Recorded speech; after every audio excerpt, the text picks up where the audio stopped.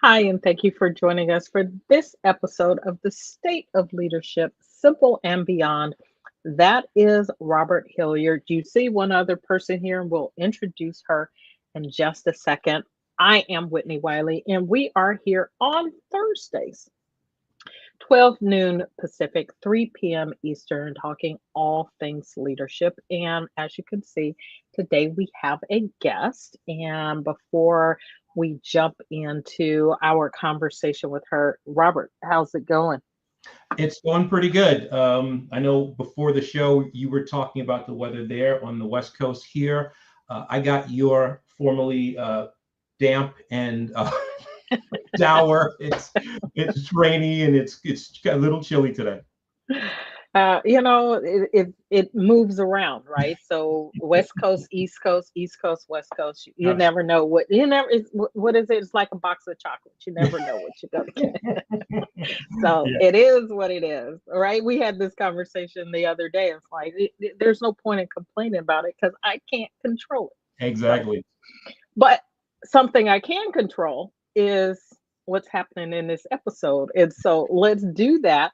I'm going to turn it over to you and have you introduce our guest. Fantastic. So let me just get this rolling.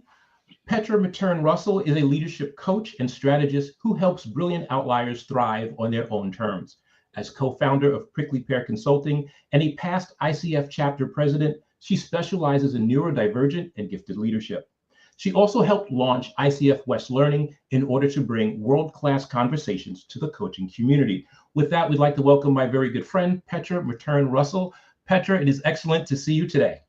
Thank you. Thank you, Whitney and Robert, for having me. I'm excited to be here. It's our pleasure. You know, it's interesting.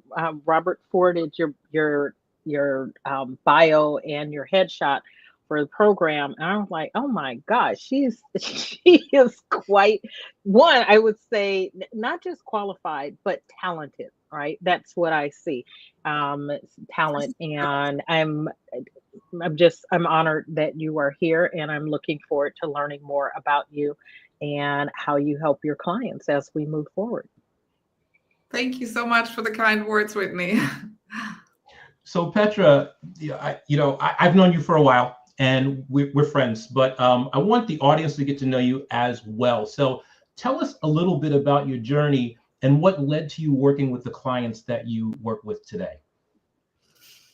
Okay, so where do I start? My journey really began in the world of design. So I hold a master's in design and initially worked in management consulting for companies, in the design industry.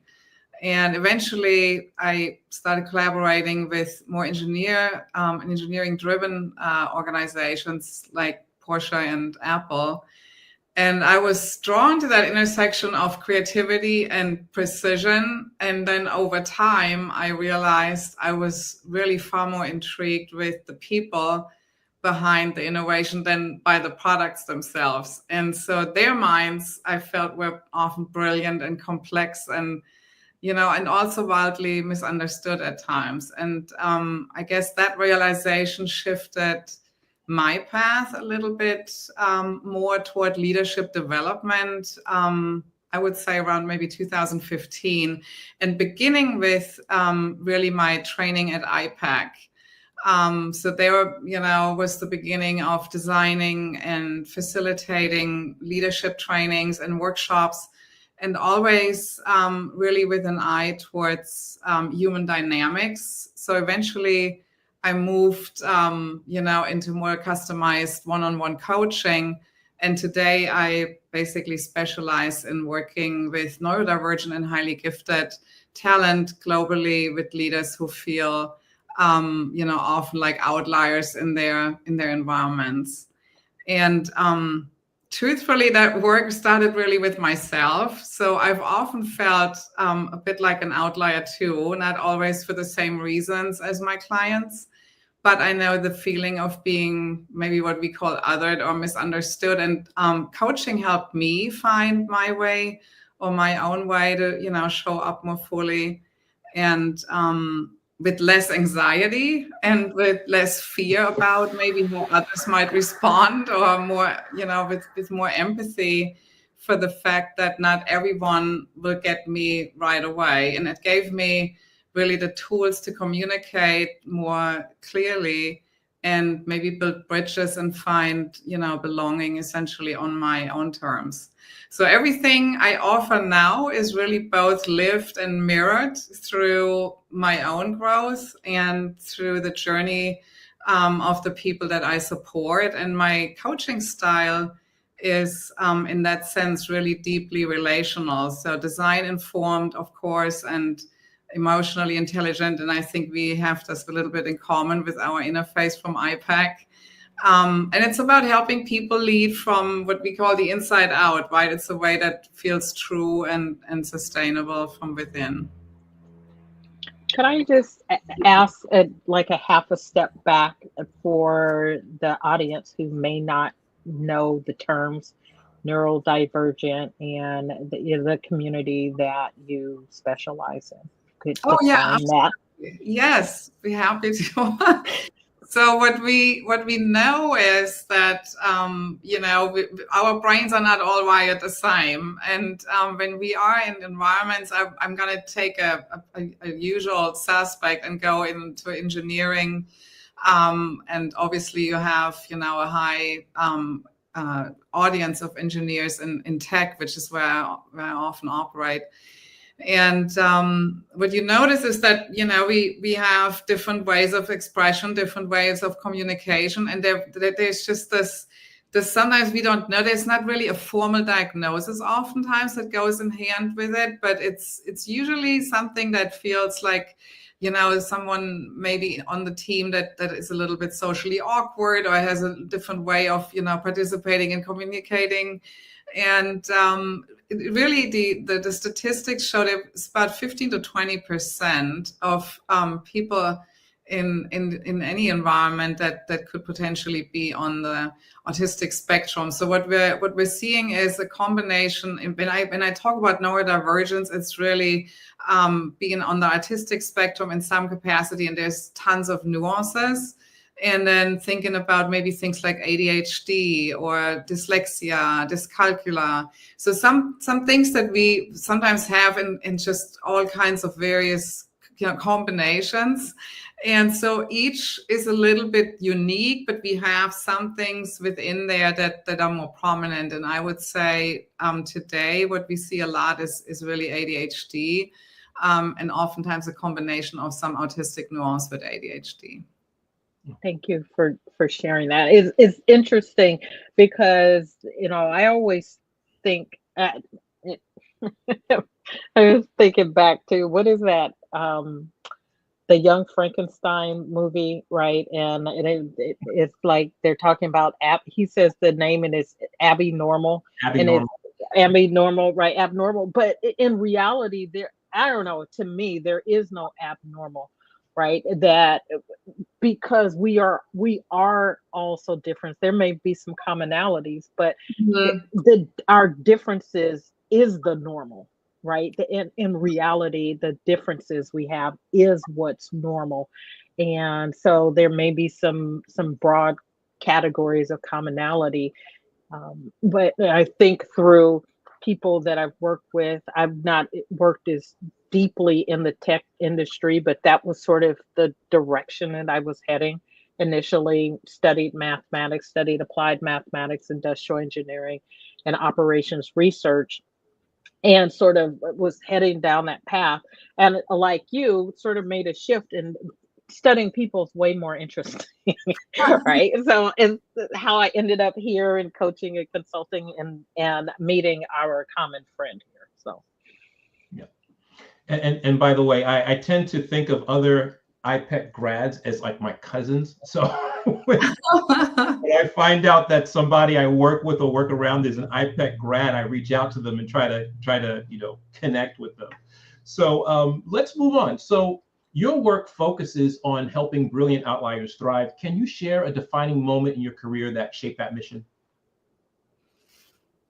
Oh, what was the defining moment? That's a great question. So if I think really hard. I think what comes to mind was a moment really in my earlier, coaching career here in California.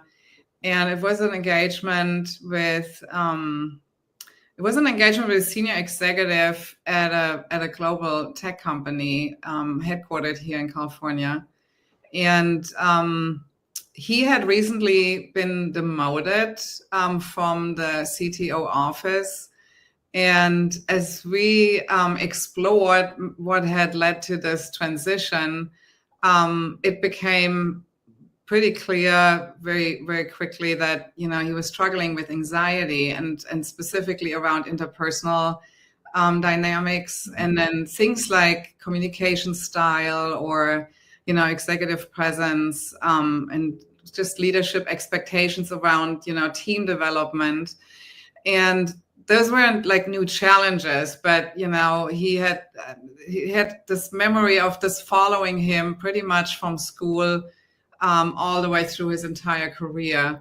And what struck me was how many of these challenges really weren't about competency, but really about neurodivergence, and how he processed information, responded, under pressure, or even navigated, what we call the social norms. And I really like how Whitney just pointed out before, there is no such thing as a norm, right? So I think one thing that I would really love to point out here too in this conversation is really my goal and the goal of PricklyPear with my co-founder. Our goal is really together to shift that thinking away from there is such a thing as a gold standard, what we then call neurotypical, and that really what we want to really look at is which is, like I said, differently wired, right? And there's not really that measuring stick to which other people may have to conform. And we feel so confident in hanging that up because we feel like that's our measuring stick. And if you don't measure up, then you got a problem.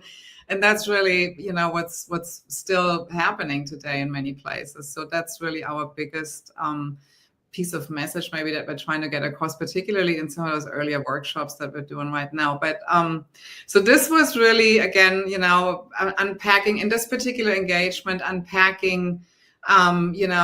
practicing ways that could, help communicate needs more authentically, and also explain, maybe his directness that didn't land well sometimes, right? Or, could be misread as rudeness oftentimes. He would just blurt out something and basically interrupt it. And we take stuff like that personal at some level, right? We go like, why is this person not letting me finish my sentence? And, how to really manage energy around context switching, which are all things that to us sound like, doing what? We navigate these situations. We don't even really realize how those could be, or could become hurdles for other people in those moments. And really how he wanted to be recognized and included, and really created, first of all, a language for him to express himself better in that regard, but then also eventually really helped opening up a dialogue. Everything is a two-way street, right? So we really worked on this company to start creating and looking at. So like I mentioned before, I'm deep in design too. So I love design thinking and job crafting and those kinds of workshops and exercises, and really came up with a role that much better suited him. So was much more built towards his strength, with some deep technical research and analysis, and some high level but one-on-one mentorship. So his way of developing other people was really on a one-on-one basis. He wasn't a great individual that could constantly interact with a large team and respond on the fly, while he was also deep into some other matter and some other projects. And so that really allowed him to contribute at that really extraordinary level. He wrote a lot of patents for the organizations, really incredible work. without forcing him though to mask and, you know, to contort himself, to not be himself. And I think that success story really made me, you know, made me think more deeply about how can I multiply this? You know, what have I learned here that really made a change and served this person to have a completely different career experience? And then how do we take that and multiply that, basically scale that, and really pay attention to where else does this exist? And that, again, back to my initial statistic, right? We have quite a few people that, again, without maybe a formal diagnosis, but nonetheless challenged by the same things. Excellent. You know, you said so much that resonates with the work that I do, but I don't do it in the context that you. I'll be honest. Until probably 2 months ago, I had no clue about neurodivergence and what it was and what it meant or anything. And I was on a panel, and was honored to be in the presence of someone who also works with, you know, in that community, and she explained it, and I was like, oh, okay. But for me, as I'm listening to you, and this is something that, you know, Robert and I are working on with our leadership framework, simple, right, that a lot of this can be addressed, not everything, but a lot of what your clients are experiencing, or the organizations that your clients are working in, or your clients' employees, right? I'm imagining it's that full scope, is that when we take the time, as leaders in particular, take the time to get to know the people on our team for who they are, right? And when I'm training new leaders in particular, I'm telling them that your team, however many people are on your team, right? Your team is the number of people on your team plus one, because you've got to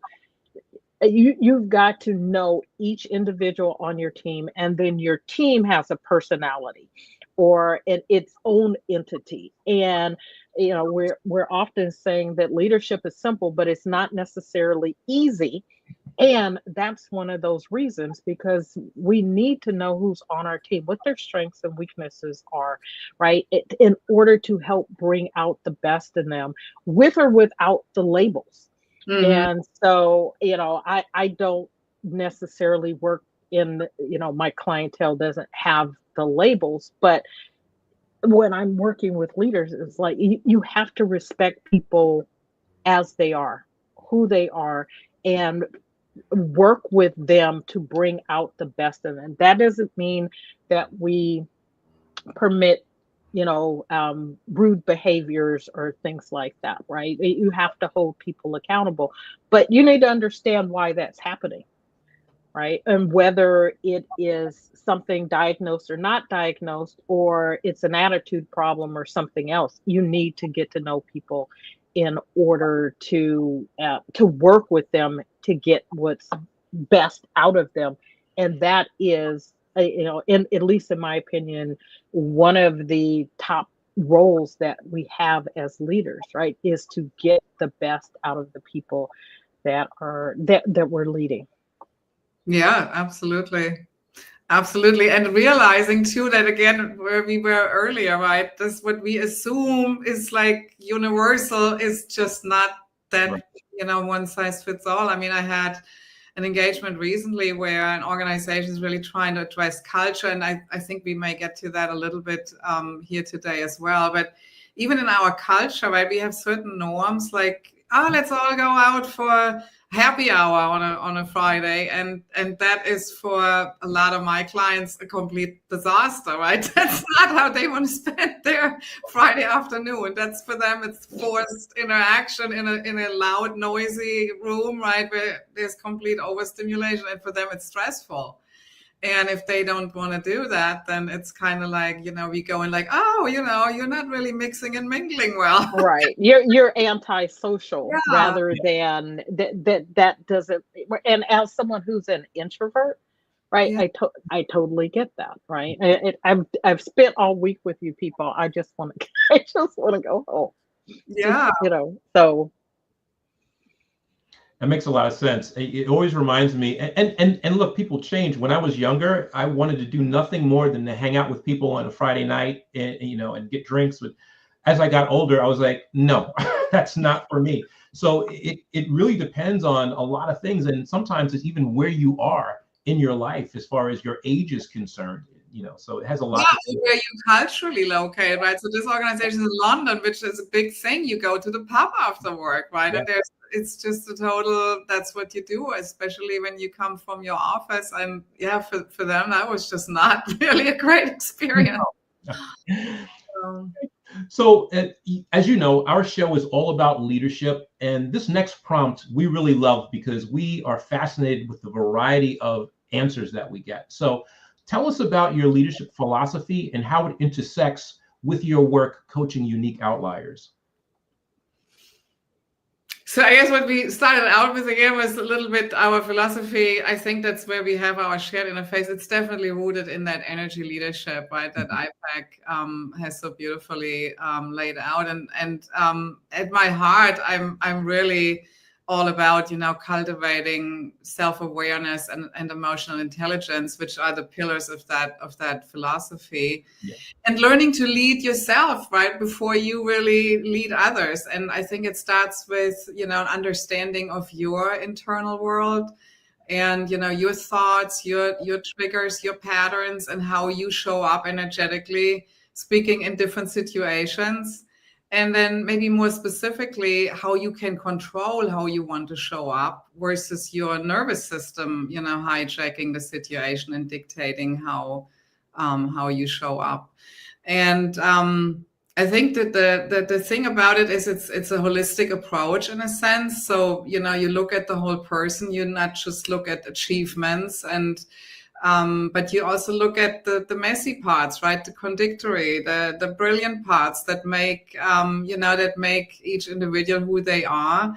And so I guess I help clients really move away from a little bit from performance and perfectionism, which we have just constantly, right, in our day-to-day, and really help them redirect some of that energy and effort more towards self-acceptance. And I think that's a big piece in this journey. Oftentimes, to really learn to include and embrace almost, I want to say, with kindness, with compassion, which again are words that oftentimes in the work day to day, they don't really come up, but it's about embracing and really with compassion, include your quirks, your weirds, your parts that, you oftentimes have been hiding or neglected because they're not what you're so terribly maybe happy about or so terribly. And we all have those, right? And we all really kind of manage a little bit impression around that.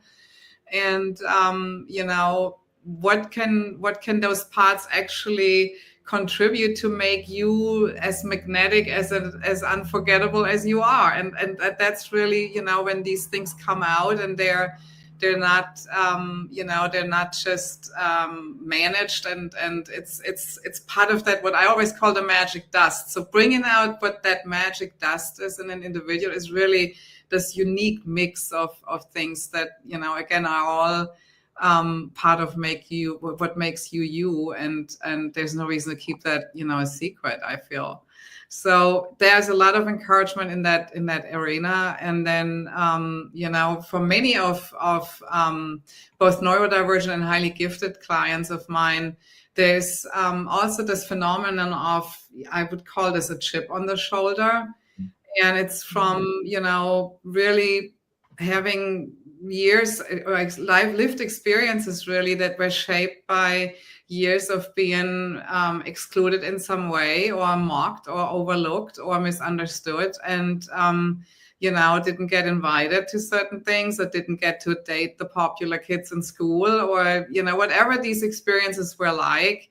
They were told they were too much in some way, and so it's no surprise that there's a lot of armor built, around that self, around that core, and usually, this mastery, this incredible intelligence and technical expertise and brilliance is what kept them safe. So, you know, we all sometimes go back to what do we use, you know, what's our framework that keeps us safe and where we feel comfortable, and to really get that armor down a little bit and have the courage again to really again embrace yourself and show up as such.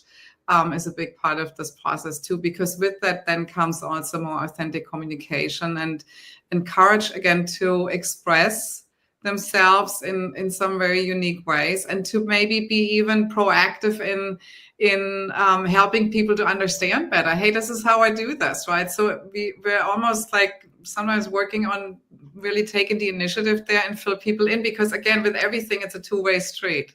So I definitely, you know, look at that. And I do practice things like, you know, informal feedback, building empathy.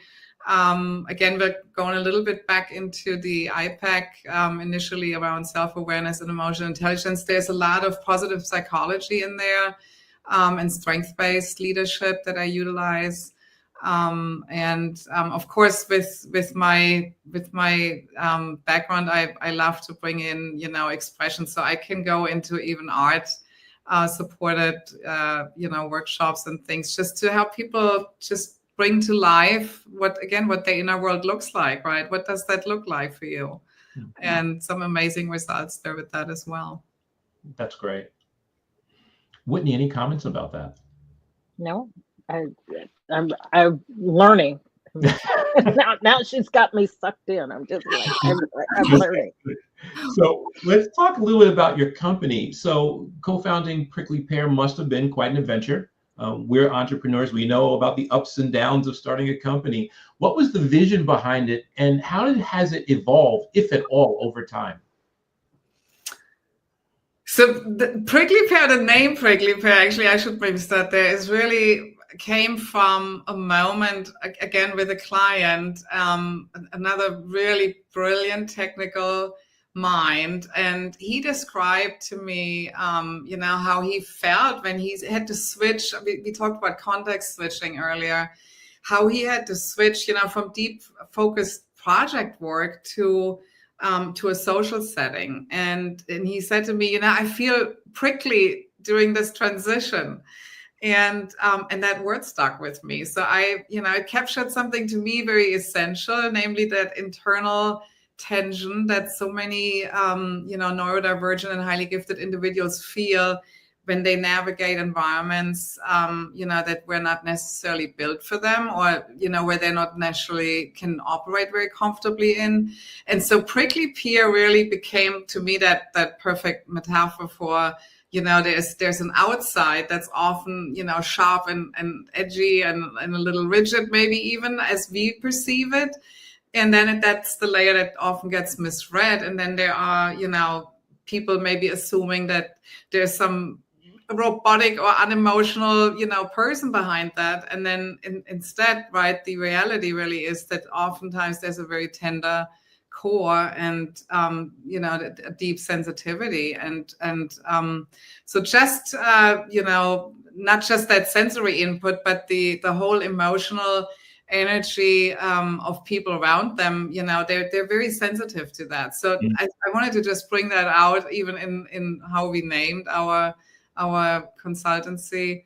And then the vision behind it is really, we say, we see you, we get your prickliness. We're not going to judge it. We're actually going to anticipate it and hold space for it and help you navigate it. So that's a little bit to, how PricklyPear came about. And probably what began with, one-on-one executive coaching. So we're working with leaders really in their later stage of their career, where it's oftentimes, as we all know in coaching, when folks have that last segment in their career, it's very critical that a lot of focus is on really your people skills and how you develop, other people on your team, and how do you do succession planning and so on and so forth. And so there's much more emphasis on, again, that skill set that's not so much just technical expertise anymore and brilliance in your focus area. And so, it has grown, since from just one-on-one executive coaching. Now we design and facilitate workshops or manager circles to help basically organizations rethink a little bit how they approach leadership and management.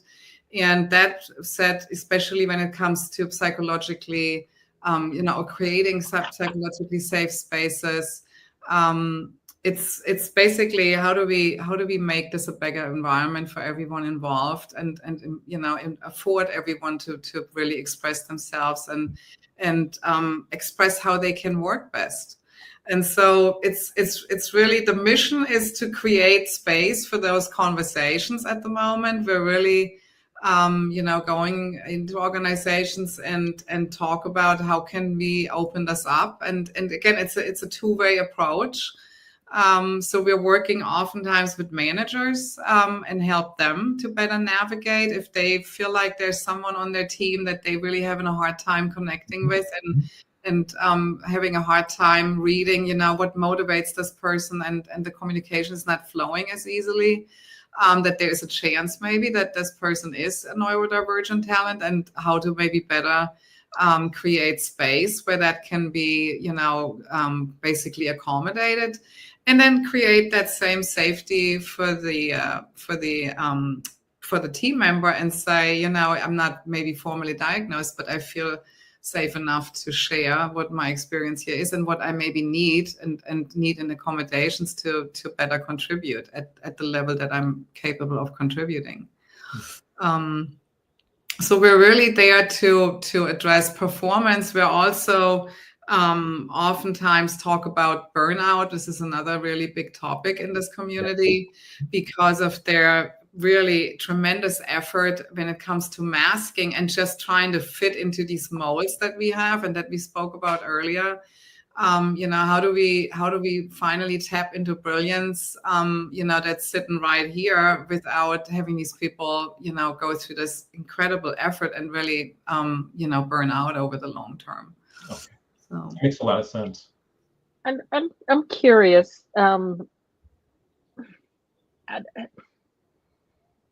How do we, as support for management, leadership, organizational decision makers, help them to see the points that you're making, right? And not have them think, and Robert and I have talked about this on the show a number of times, right?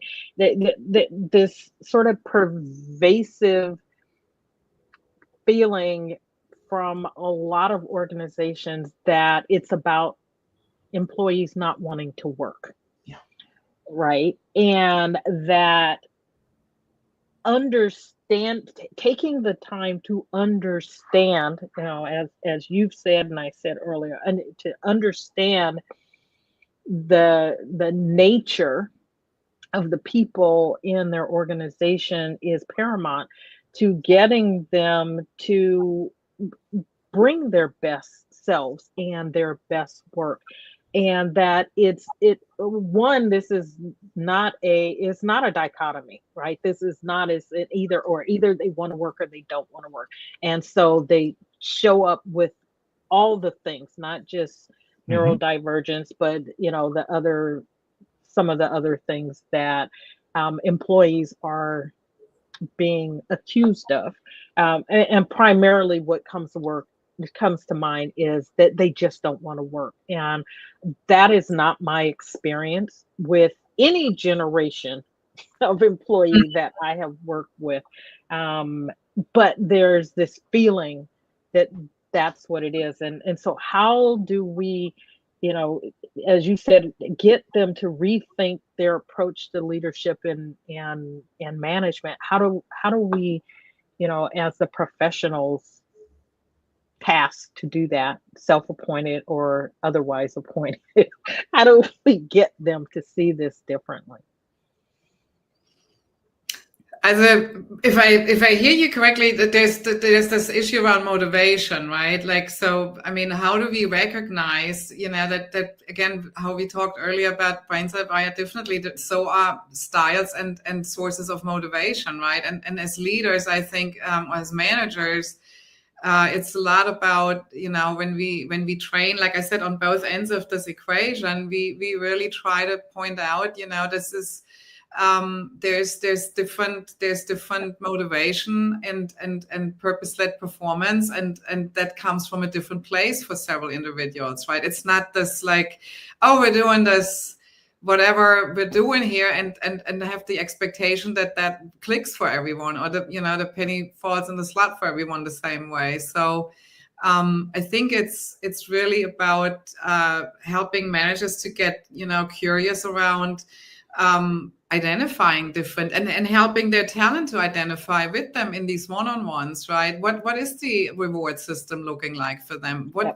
is their red rubber ball, right? And I can only say, I mean, in particularly as an example, for example, for the neurodivergent talents, oftentimes what we see there is curiosity, there's justice, autonomy, depth. I mean, they have different things that get them going, and to craft, work around rhythms that engages them it's like that's not necessarily what the person next to them needs, and so it's really, I think, to really spend time on and I think you said it earlier about too, right? What is someone's real expertise? It starts also with the question around what is really motivating somebody, right? And really honing in on that again in your one-on-ones, and also being ready to let go of some things that you believe are just so. Right. So again, with management, oftentimes comes this, we got to challenge our own thinking there and our own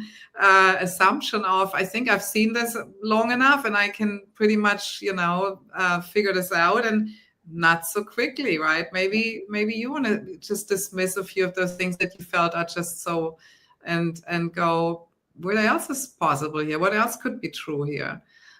So yeah, definitely, as oftentimes in our case here too, with motivation, a lot of times is basically, it's not that visibility is value, right? Some people just don't need to be in the mix all the time. They do need their really, their own thinking time and act like maybe not so great integrated into an open floor office and have that, constant interaction, but they need their time for themselves and in quiet and be really able to create flow that way and zoom into stuff, oftentimes in depth that's breathtaking, right? But they couldn't do that in an open office with a lot of, stimulations and triggers and distractions.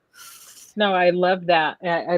Particularly curiosity. We're always talking about getting curious, right? The other piece that you added to curiosity was a willingness to let go of whatever your preconceived notions are. Excuse me. Particularly if your go-to is to think that when someone is behaving a particular way, that it must mean they don't want to work. And that something else in your question, what else could be true? I love that question. Excuse me. And so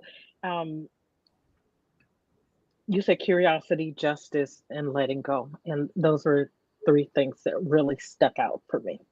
Well, it's I hope you're okay. But it's really interesting that the more of this work that I do, and I want to see if your experience is the same, Petra. I noticed that there are a lot of managers, and it seems to be changing with the generations, but a lot of the managers, especially old school managers, see people as just interchangeable pieces of machinery that they expect to behave and respond and react the same way as everybody else. And they're often thrown off when somebody comes in that's unique or does things a little different. So that's been my experience. I still see a lot of managers that think that everyone should be this, homogeneous type of management machine. Are you seeing the same thing? Yeah, and just then also this, certain things don't land, but then there's no learning from it. Like, like I said, like reward, praise doesn't always land the same for everybody, right? I mean, recognition, you want to get curious around how do you want to be recognized? And then really remember, again, with motivation particularly, how do we create that alignment, that really deep alignment with purpose that people are usually looking for, right? When you really want to unlock this intrinsic motivation, it's really the integrity or the challenge that does unlock that. How do you account for, again, motivation being wired differently and really make an effort to listen to what really drives somebody? That is in itself a conversation, right? Yeah. And I think a lot of people don't go that extra mile. They just, they run with what they feel like has worked for them in the past or what they've observed in the past, and maybe collect it with some of their, feedback reports and tools. But yeah, with these things, you want to just kind of set that down and just start fresh and just, be curious. Makes a lot of sense. So I have one last question. What's on the horizon for you now? Are there any exciting initiatives or projects that you're particularly passionate about? Well, I mean, there's a lot going on, and thankfully so. I think, right now, like I said, we are consulting, more organizations on how to begin conversations around neurodiversity without, having anybody have to self-identify or, feel any awkwardness around this. And it's a process, right? It's a conversation at a time, as we know, with anything in coaching too. We build muscle behind certain things to go from feeling weird to feeling more and more, like a second nature. Mm-hmm. So yeah, we're working on the idea that obviously, like I said, I think before, neurotypical isn't some kind of gold standard, right? This whole idea, it sounds really simple, and the application is a lot more difficult or challenging oftentimes, because we are so close to things that we just consider, like Whitney said in the beginning, normal, what is really normal.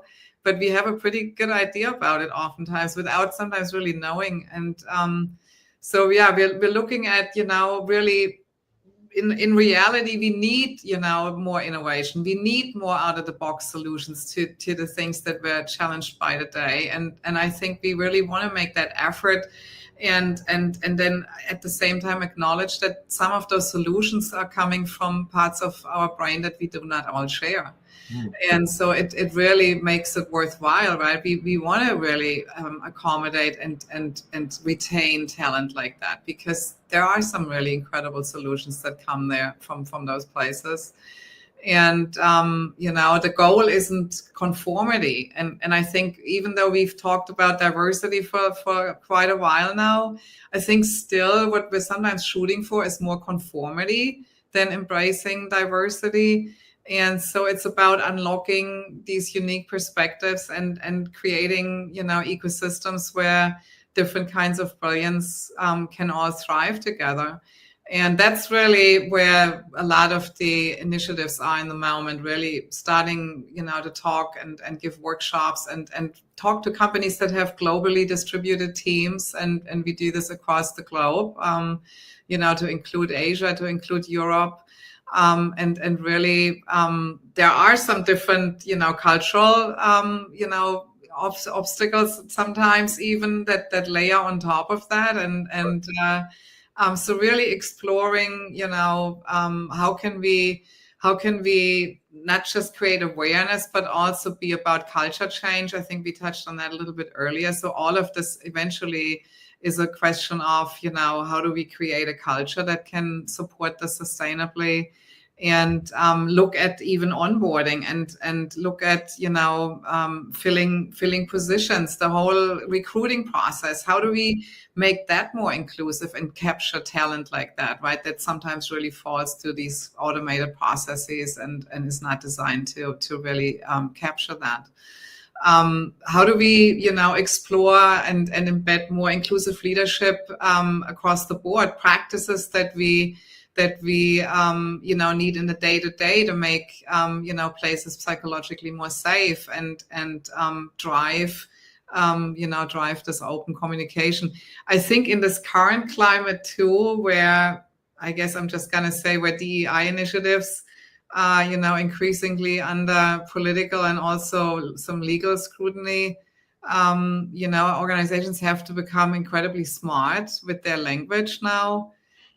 We've really supported there a couple of things and really be intentional with their language, right? And still not lose that mission that we all feel is still just good business practice, right? Diversity just creates better outcomes and just really keep navigating that in the current environment and hopefully see more and more organizations, which is what we currently see, just really sticking with it and still finding ways to make that happen. Like I said, with some really incredible creativity when it comes around wordsmithing some of this stuff, right? Yeah, makes a lot of sense. Whitney, anything to add to that? No, this was a great conversation. I've learned some things. So I love that I every time we have a guest that there are things that I learn and can grow as both a coach and a consultant and a trainer, and I appreciate your sharing yourself and your expertise, Petra. Thank you, Whitney. Thank you, Robert. Thank you. Whitney, take us home. All right. So I learned a lot. I hope you learned something too as you listened to our conversation with Petra. Petra, if someone wanted to connect with you, how could they go about doing that? One way for sure is LinkedIn. I'd actually love to point out we have a pretty resourceful page on LinkedIn for PricklyPear Consulting. Check us out there and look into some of the resources and some of the great insights we compiled there from our combined 20 plus years in executive coaching. And would love to also, of course, talk to anyone individually. So if you like to reach out, I think there's a contact on my LinkedIn, but if you would like to also use the email address, Whitney, you can maybe add that. That's petrarussell@mac.com. Ooh, okay. Hold on. I can do that. I think. And one thing I may want to just mention real quick. So I'm on the side. I'm also working on a book that explores, how gifted and neurodivergent leaders can rewrite their internal narratives and lead from a place of wholeness. So that's very exciting, and love to present that. Hopefully, still in the third quarter of this year. No, I hope I get a signed copy. You said it's at mac.com? Yes. Mm-hmm. Okay. Just wanted to make sure I had the right. Yeah, that's my private email. So. There you go. There you go. So check her out on her LinkedIn or directly through email. So with that, again, Petra, we want to thank you for joining us, for making your experience and your expertise available to our audience. We encourage you as an audience member to reach out to Petra if something that she says today resonated with you, right? Either as an individual or an organization, feel free to reach out to her. So, Robert, as we wrap up, I'm going to give you an opportunity. If someone wanted to reach out to you, how could they go about doing that? They can reach out to me at inspireme@roberthilliardcoaching.com, or they can just go to my website, Robert Hilliard Coaching, fill out that contact form, let me know the goals that you have, any challenges that you're experiencing. We can set up a discovery call to see if we're a good match for each other. Awesome. And likewise, if there's anything that I can be of assistance to you with, please feel free to reach out. There is a form on my site, shiftingintoaction.now.site, shiftingintoaction.now.site. You can also use that to reach out to Robert or I if you are interested in being a guest on the program. We're always looking for interesting and exciting people doing great work around leadership and helping others to grow and to lead better. Again, as an individual, whether you work with individuals or organizations, feel free to reach out. Or if you have a topic that you would like for us to explore on the show, please reach out and let us know. We would love to make sure that your topic is one that is a good fit for us. And if it is, then we would absolutely have a conversation around that. So we want to thank you for joining us. We are here on Thursdays, 3 p.m. Eastern, 12 noon Pacific. Again, we're talking all things leadership, and we can't wait to see you next time. So until then, take care. Bye now.